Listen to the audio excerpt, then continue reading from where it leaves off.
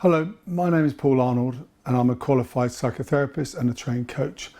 And today's session, I want to talk about dealing with someone you know who has an addiction.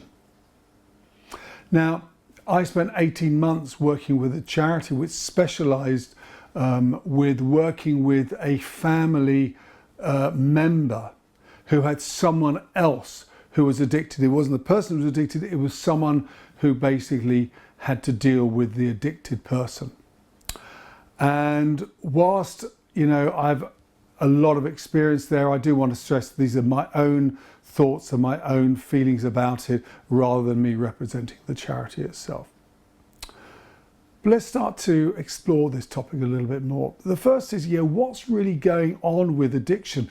We know that there is a lot of dissociation away from the stresses, the emotions, the trauma that seem to be filling their lives, that for them feels so intolerable that they just want to numb it away, get the dopamine hits, because they just can't seem to live in a space where they're trying to deal with that pain.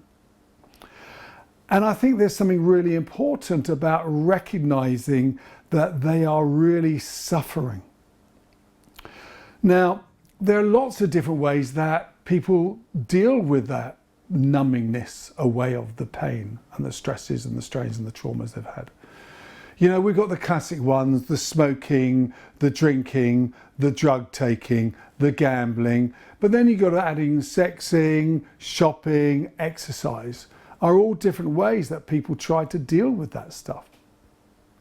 And I've done a whole video all about about being addicted and how do you deal with that yourself.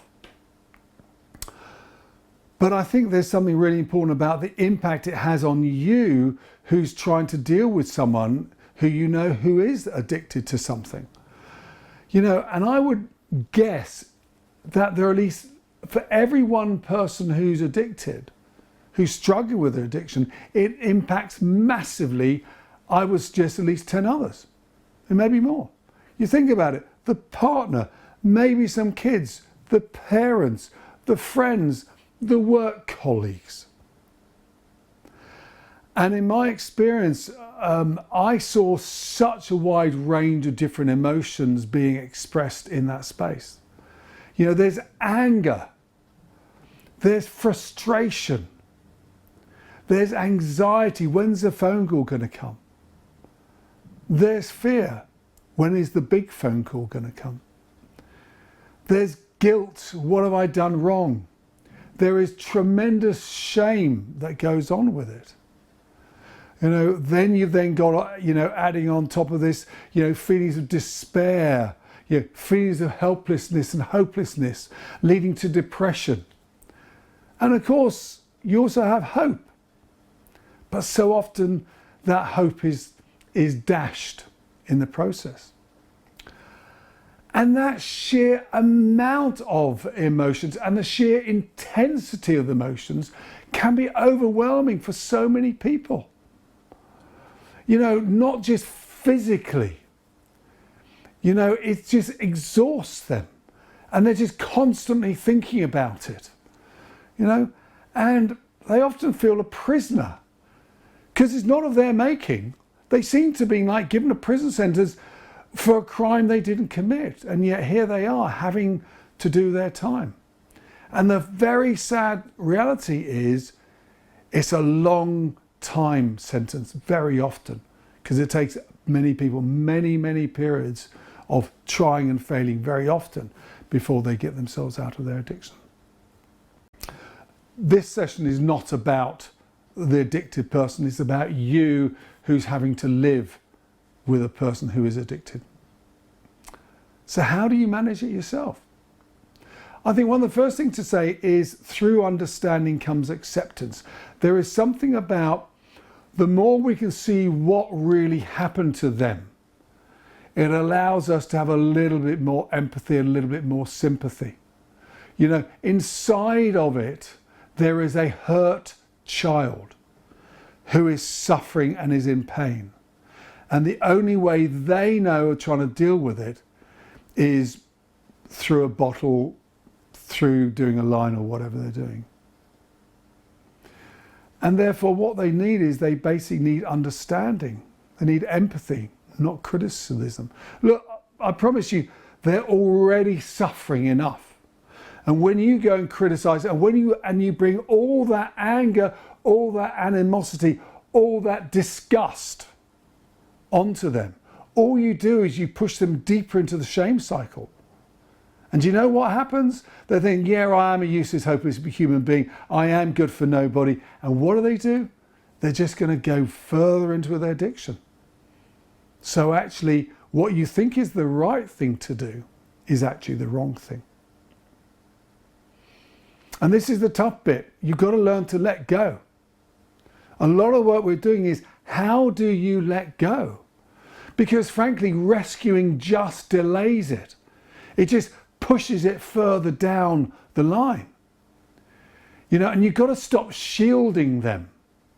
They've got to face their own consequences and take responsibilities for their actions. They've literally got to clean up their own mess, both physically and metaphorically. It's only when they reach the bottom, when they feel, I've enough of this, where the pain of getting out of it is less than the pain of where they are, will they then take control of their own lives. And I know it's incredibly hard because you love them and you feel you must rescue them, you must help them. But in many ways, you've got to be cruel to be kind. And I appreciate for some people, it actually means that there's a massive, big future cliff that the person could fall down. And I'm sorry to say, you've got to let them. There's a great book by Melanie Robbins, I think, called Let Them. And I think, there's something right about that. You've got to let them. It's not your responsibility. It's their responsibility. And so you mustn't be a co-conspirator in this. There's another great book, which is called Codependent No More. And basically in that book, and I think that's Melody Beattie, I'll write this on the tape when I post it, Codependent No More. And it talks about this very interesting space about codependency. Very often it's like two people depending upon each other. That's what codependency is about. And it's very easy to understand the addicted person's need. But sometimes what we need to look at is, what are we doing? Why are we doing what we're doing? And sometimes we need to trace into our own past that we weren't validated enough, we weren't loved enough. And basically, here's someone who needs us, who wants us. And the very act of that means that we are of worth. And therefore, we have this very strange unconscious collusion to almost keep them in that space. I know that sounds very hard, but actually we've got to be thinking about, why are we doing what we're doing? And how much is this about us? Then we come to the next thing we do a lot of work, is setting very clear boundaries. The first thing is you've got to know them.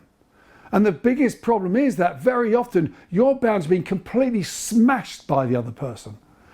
So the first thing is you've got to know what you're about. What will you tolerate? What will you not tolerate? And then you need to communicate it time and time and time and time again. And then you need to enforce it. You need to put the lock on the door.